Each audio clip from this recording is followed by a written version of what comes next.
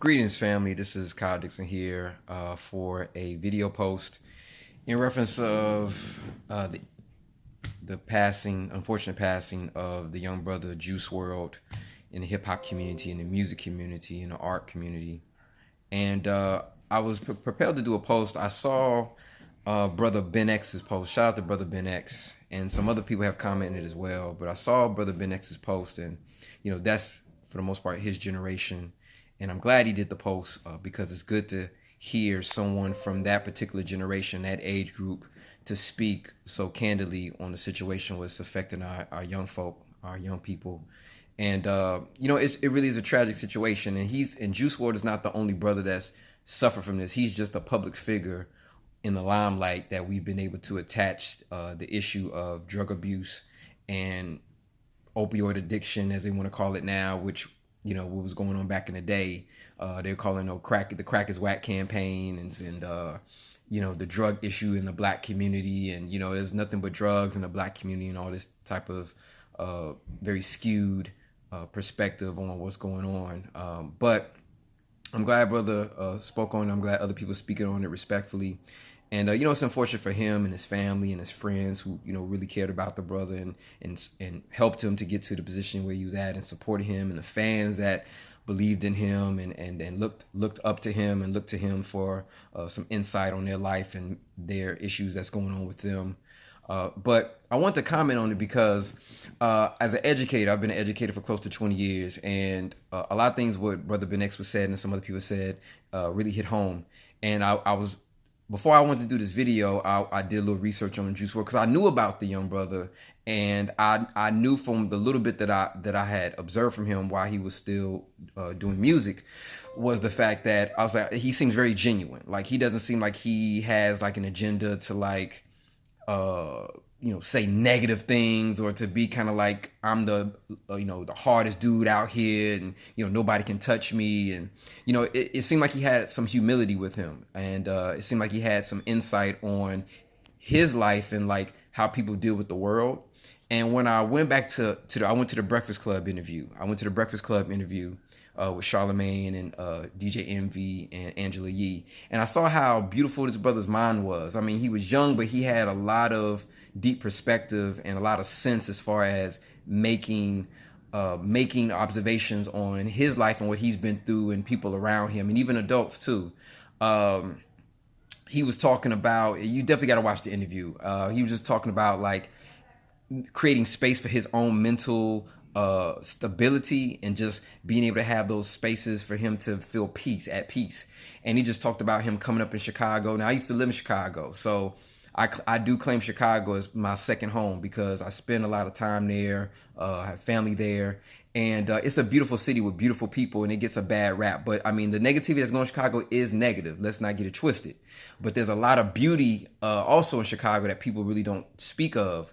But I love what the brother was saying about the city, and just getting perspective on like how and why people go to drugs, or how he got put on by drugs, and just like him growing up and listening to hip hop music. And he mentioned in another interview how listening to Future is what kind of gave him insight on like drugs seeming kind of cool. And myself and my business partner, Corey Smallwood, used to teach a class on the west side of Chicago, Hip Hop 101. We still do it.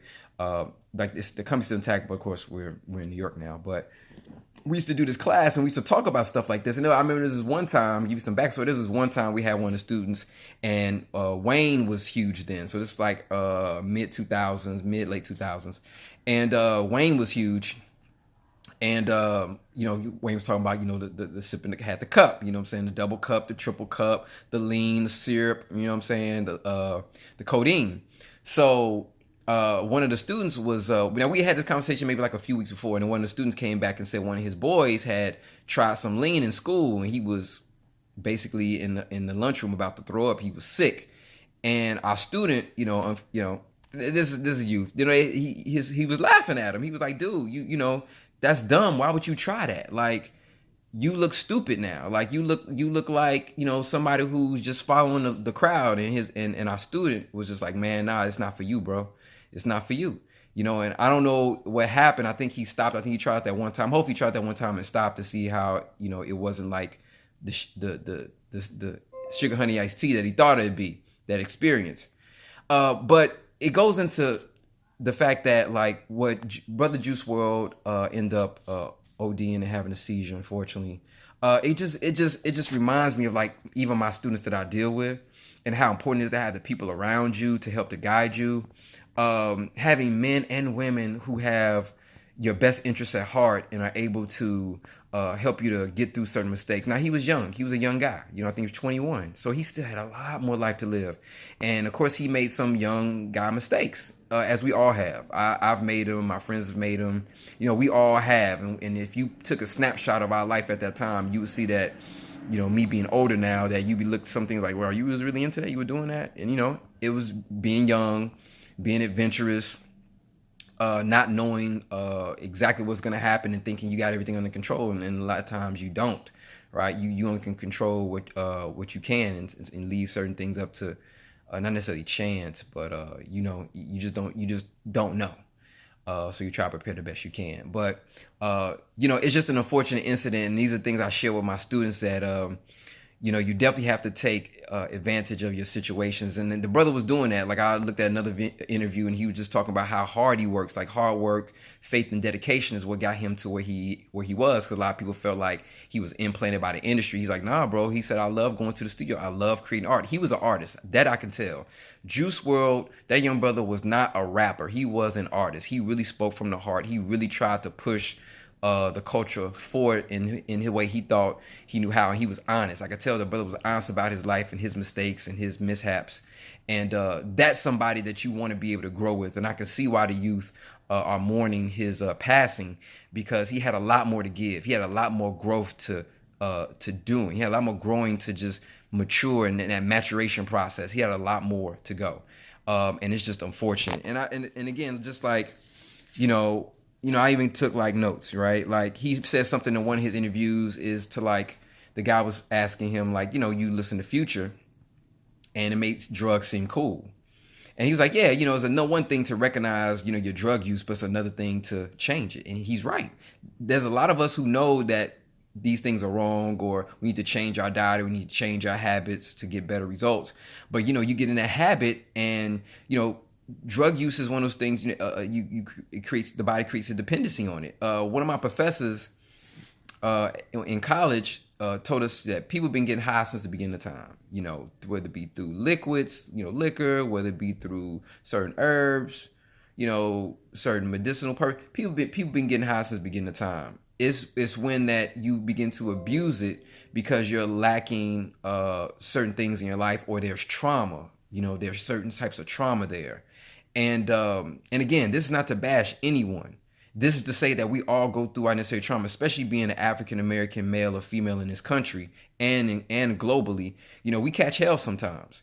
And a lot of times our way of dealing with it is coping through medicinal uses, overuse of medicinal. I had a talk with a friend of mine. I had these talks, y'all. I converse with a lot of different folks from a lot of different backgrounds. And one of my friends was talking to me about a few months back, about 2 or 3 months back, and they were saying how frustrated they were about being around people who promote like, yeah, I'm smoking weed, I got this, I'm doing that. You see me smoking weed, yeah, look at me. It's kind of like I'm kind of breaking the law. I'm being a rebel, and I got this, I got these many ounces, or I'm selling these many ounces, and they were just frustrated how lower vibration they were functioning on. And I was telling my friend, I was like, hey man, you got to realize that they're only acting that way due to their circumstances of what they know how to respond. Like if you're around people who've only know how to respond through going to weed or going to other overuse of medicinal substances, then that's all they know. They don't have other coping mechanisms. They don't have other tools that they recognize that they could use, like yoga, meditation. They're like, look, I'm in the trenches. I'm going through hell right now. I need something to escapism. And luckily for me, I had people around me growing up, my parents, my family, uncles and aunts, to say, you don't have to go to the bottle. You don't have to go to the smoke, to the weed. Go out, play ball, exercise, walk in nature, take a walk, take a run, go ride on your bike, go skating, draw, make music. Like, these are things that, when you have the necessary tools, and when you have the necessary tools, these are things that you can go to without having to break down your body or your mental or your spiritual by overusing these substances. And, again, it's just unfortunate that the brother was in a situation where he had to pop those pills, and it led to his untimely demise. But this is just a lesson on all of us, family. Like, again, we need to look after each other. We really need to be mindful that our friends and our family are going through certain things, especially during this time of holiday season, and we really need to just check in with them. We really need to be mindful of just their mental well-being, their emotional well-being. And this is just a reminder for all of us to really cherish our time and to really take advantage of these opportunities, and don't let things like drug abuse or substance abuse get to us as far as losing our lives. And yeah, man, it's just one of those things, and I try to share again these things with you all of just insight, and hopefully inspires all of us to do better and be better. So, family, that's all. I just want to comment on it. I hope I'm not too long-winded. But again, if you have some comments, put some comments below. Some things I may have missed out. Some things about Juice Wrld that I don't know about, that adds on to the brother's legacy. And for you artists out there, you musical artists, popping the pills and all that is cool for a moment till real things happen. And again, if you're having issues, try to find other ways to cope. Reach out to people who know better and do better, and get around men and women and peers who are trying to uplift you, not bring you down. You know what I'm saying? Check in with folks, be mindful, and love self. All right. So peace, family, love and light, and I'll holler at y'all later. Bless.